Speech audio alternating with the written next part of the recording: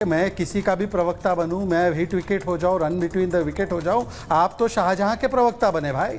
मतलब हिंदू महिलाओं के बलात्कारी को जिस प्रकार से एस्कॉर्ट देकर सुप्रीम कोर्ट में बचाने का प्रयास करती है संजय जी, आपको तो पत्थर पड़ते हैं और वहां पर शाहजहां को बलात्कार करने के लिए पदोन्नति मिलती है। तो आप तो शाहजहां के प्रवक्ता है। अब छोड़ देते हैं शाहजहां वाली पार्टी का क्या ही बोले। अब दूसरी बात यह है कि थोड़ा सा सच बोलिए और थोड़ा सा सोच समझ कर बोलिए। पहले तो 14 पार्टियों को बॉयकॉट करने वाला गठबंधन, मुझे पत्रकारों के बारे में क्या बोलना नहीं बोलना है वो मेरे ऊपर छोड़ दीजिए। आपने 14 पत्रकार बहिष्कार करके बैठे हैं आप। तीसरी बात मैं कह रहा हूं बजट के बारे में। संजय जी आज आंकड़े की बात करते हैं। 4000 करोड़ यूपीए में रेल को मिला बंगाल में और 13,000 करोड़ से ज़्यादा मिला एनडीए में। 93,000 करोड़ का इस बार के बजट में मिला। यही चीज़ 2013-14 में 21,000 करोड़ था, मतलब 326% ज़्यादा। मनरेगा में 14,000 करोड़ मिलता था यूपीए में हर साल, एनडीए के टाइम पे 50,000 करोड़ से ज़्यादा मिल रहा है। ग्रामीण सड़क योजना में 5,000 करोड़ मिलता था, आज 11,000 करोड़ मिल रहा है। आवास योजना में 4,400 करोड़ मिलता था, आज 30,000 करोड़ मिल रहा है। एनएलआरएम बैंक में 626 करोड़ मिलता था, आज 74,000 करोड़ मिल रहा है। बंगाल को 2 लाख करोड़ से अधिक मिला है 10 सालों में, जो यूपीए में 50,000 करोड़ था। ये आंकड़ों की बात है, पर मैं इसमें भी नहीं जाना चाहता हूं। अब आते हैं मनोज भाई पे। मनोज भाई, 68 दलित मारे गए तमिलनाडु में। हलक सूख गया था क्या पीडीए का? एससी का बजट 14,000 करोड़ काट दिया गया। आवाज उठाई पूरे देश गया था क्या? आप एनसीआरबी के आंकड़े नहीं पढ़ते हो सर। 22,000 करोड़ में से 7,000 करोड़ कर दिया तेलंगाना में। हलक सूख गया क्या आपका? बोल नहीं पाए पीडीए वाले बोल नहीं पाए, हलक सूख गया क्या? उत्तर प्रदेश के क्या आप तमिलनाडु सरकार के, कर्नाटका सरकार के प्रवक्ता है क्या? हलक सूख गया क्या आपका? हलक सूख गया क्या? या शादी ब्याह में गए थे तो उसमें थोड़ा व्यस्त थे? जुमला शादी ब्याह में गए थे तो उसमें व्यस्त थे। अरे चीखना चिल्लाना बंद कीजिए मनोज काका, चीखना चिल्लाना बंद कीजिए। एक दिन सुचारिता जी, सुचारिता जी, मैं एक बार अजय जी के पास चली जाऊं, उनसे तो बात मैं अपनी बात संपन्न कर लूं। मैं नहीं, मेरी बात संपन्न हो जाए, मेरी बात संपन्न हो जाए। ये चीखने चिल्लाने काका जी, मैं आपके पास आऊंगी ना, इसके बाद आ रही हूँ आपके पास। पश्चिम बंगाल कंप्लीट कर लीजिए, आप पूरा करिए शहजाद जी।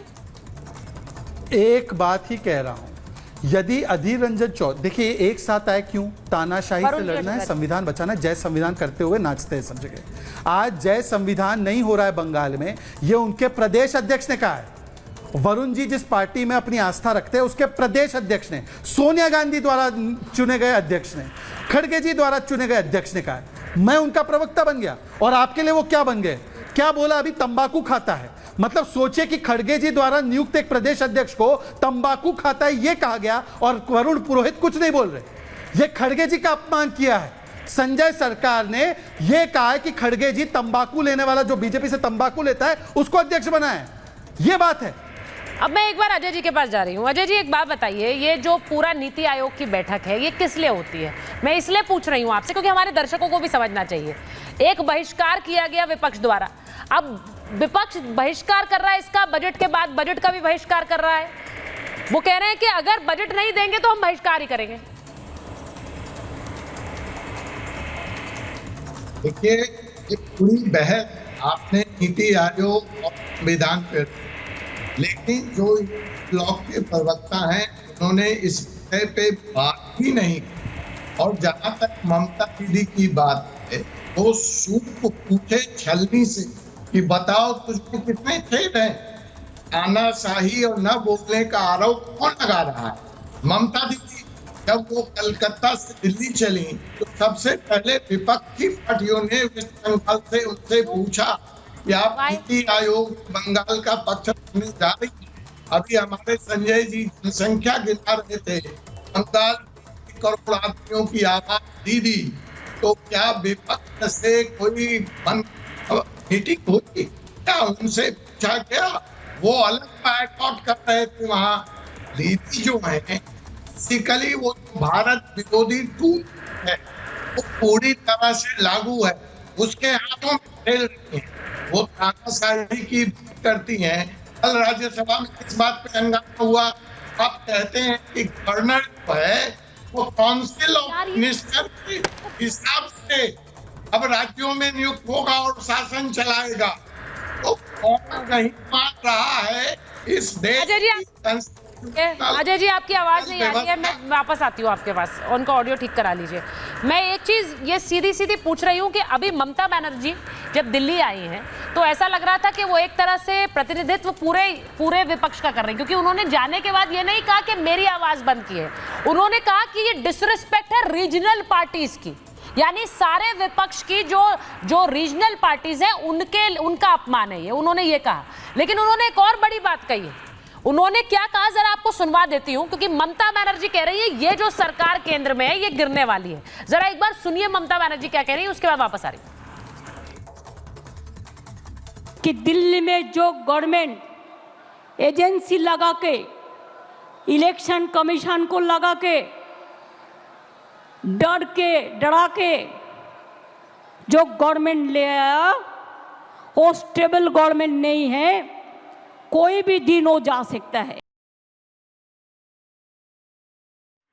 अब मैं किसी का भी प्रवक्ता बनूं, मैं हिट विकेट हो जाऊं, रन बिटवीन द विकेट हो जाऊं, आप तो शाहजहां के प्रवक्ता बने भाई। मतलब हिंदू महिलाओं के बलात्कारी को जिस प्रकार से एस्कॉर्ट देकर सुप्रीम कोर्ट में बचाने का प्रयास करती है संजय जी, आपको तो पत्थर पड़ते हैं और वहां पर शाहजहां को बलात्कार करने के लिए पदोन्नति मिलती है, तो आप तो शाहजहां के प्रवक्ता है। अब छोड़ देते हैं शाहजहां वाली पार्टी का क्या ही बोले। अब दूसरी बात यह है कि थोड़ा सा सच बोलिए और थोड़ा सा सोच समझ कर बोलिए। पहले तो 14 पार्टियों को बॉयकॉट करने वाला गठबंधन, मुझे पत्रकारों के बारे में क्या बोलना नहीं बोलना है वो मेरे ऊपर छोड़ दीजिए। आपने 14 पत्रकार बहिष्कार करके बैठे हैं आप। तीसरी बात मैं कह रहा हूं बजट के बारे में। संजय जी आज आंकड़े की बात करते हैं। 4000 करोड़ यूपीए में रेल को मिला बंगाल में, और 13,000 करोड़ से ज़्यादा मिला एनडीए में। 93,000 करोड़ का इस बार के बजट में मिला। यही चीज़ 2013-14 में 21,000 करोड़ था, मतलब 326% ज़्यादा। मनरेगा में 14,000 करोड़ मिलता था यूपीए में हर साल, एनडीए के टाइम पे 50,000 करोड़ से ज़्यादा मिल रहा है। ग्रामीण सड़क योजना में 5,000 करोड़ मिलता था, आज 11,000 करोड़ मिल रहा है। आवास योजना में 4,400 करोड़ मिलता था, आज 30,000 करोड़ मिल रहा है।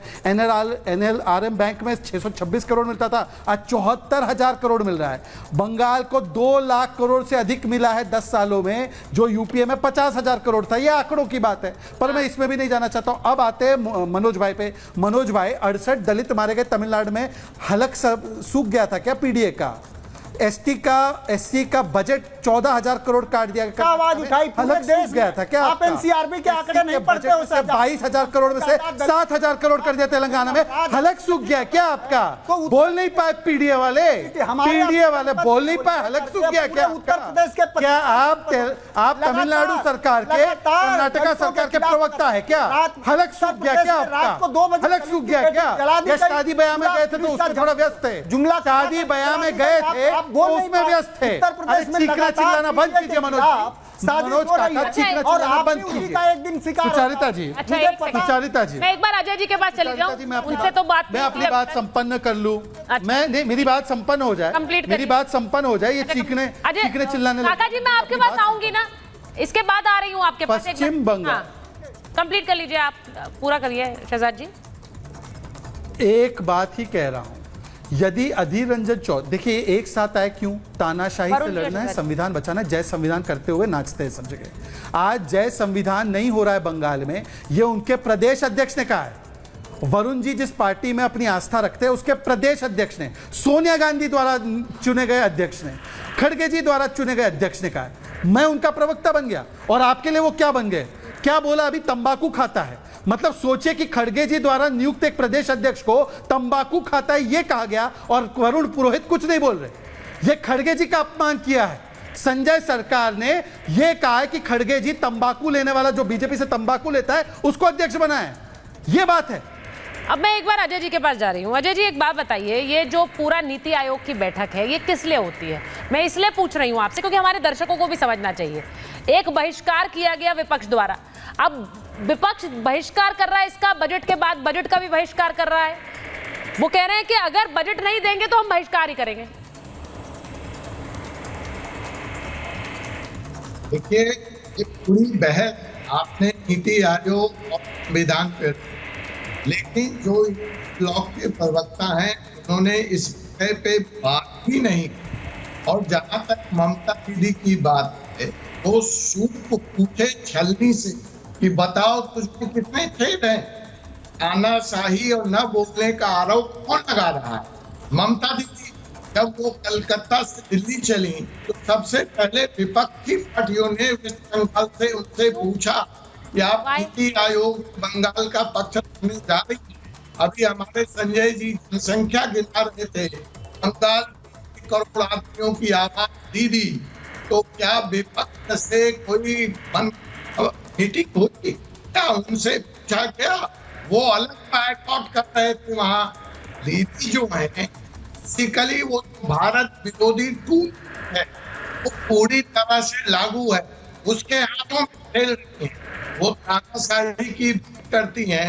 कल राज्यसभा में इस बात पे हंगामा हुआ, आप कहते हैं कि गवर्नर जो है वो काउंसिल ऑफ मिनिस्टर के हिसाब से अब राज्यों में नियुक्त होगा और शासन चलाएगा। तो कौन नहीं मान रहा है इस देश की? अजय जी आपकी आवाज नहीं आ रही है, मैं वापस आती हूँ आपके पास, उनका ऑडियो ठीक करा लीजिए।